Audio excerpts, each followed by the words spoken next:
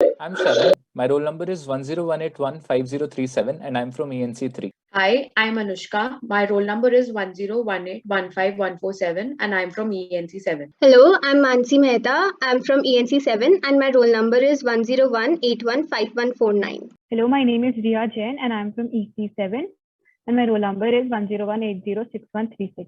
Hi, my name is Madhav Poddar. I am from ENC5 and my roll number is 101995010. So our capstone project is heart rate monitoring system. As the name suggests, we have created a measuring device which measures a heartbeat, monitors and checks whether heartbeat is regular or irregular with the help of ECG sensor AD8232 and machine learning models. The motivation of this project was that 31% of all death in the world is due to cardiovascular diseases, and one should keep his heart in health, and our system is perfect for that. The electrocardiography or ECG is a technique for gathering electrical signals which are generated from the human heart. When someone experiences physiological arousal, then the ECG sensor allows us to recognize the level. However, it is also used for understanding the physiological state of humans. So an AD8232 sensor is used to calculate the electrical activity of the heart. This is a small chip and the electrical action of this can be charted like an ECG or the electrocardiogram. Electrocardiography can be used to help in diagnosing different conditions of the heart. So let us see the node module which we are using. Here we are using node MCU ESP8266. It is an open source firmware for which the open source prototyping board designs are available. It uses a 4 MB of flash memory to store data on programs. Its high processing power with built-in Wi-Fi makes it ideal for the use in our project. Now let us see the Arduino code. So the first 3 lines we're including the libraries. The first library is to connect our ECG module to the Firebase. The second library is to use our Firebase.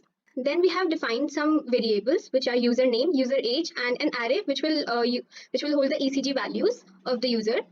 Next, we have defined some pin modes here. This is the basic input pin mode of the ECG sensor. These basic lines, which is Wi-Fi.begin, these ensure that our Wi-Fi is connected and it's working. So this is just the basic protocol to ensure our Wi-Fi connection. Next, in the void loop, we are defining 2 for loops. The first for loop is to make sure that our ECG sensor is recording the values and storing the values in the array which we have created, that is ECG values. The next for loop is to ensure that these values are being printed into the serial monitor. And the next 3 lines, which are firebase.setArray and so on, these ensure that this user which is logged into our app, their ECG are being updated into the Firebase dataset. Hi. So I'm here to explain the working of the app. So this is the app. This is the beginning page of the app. Basically, the app uses Firebase as a database. A Firebase is a NoSQL database, which means that it does not store data in the form of relations, but as key value pairs. So before proceeding with the app, let me show you the basic database.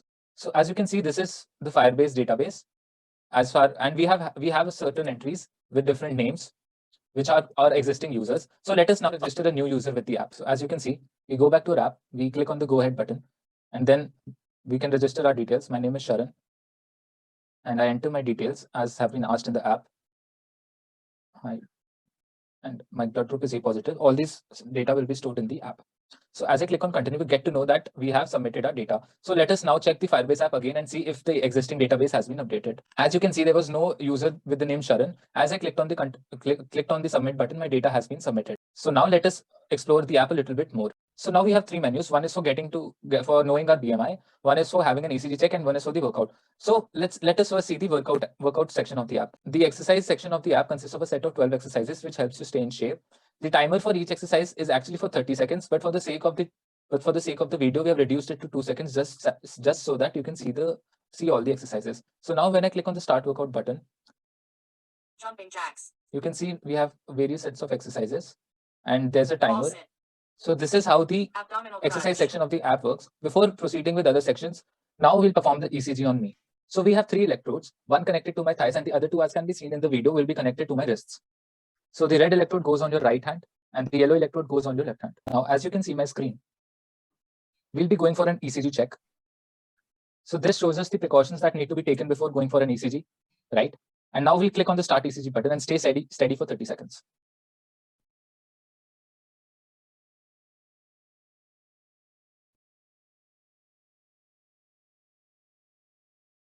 So, right. So there you see, that's the ECG that I've got. And luckily it says that my data matches only with 10%, which means that I'm in a good state.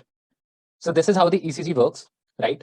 And now let me end the ECG and show you the Firebase database, which consists of the new ECG values that have been recorded by the Arduino. And there you go. You see the ECG values array are exactly those values that have been plotted in the graph. So I hope you had a good understanding of how the Arduino and app communicate to get us the desired ECG results.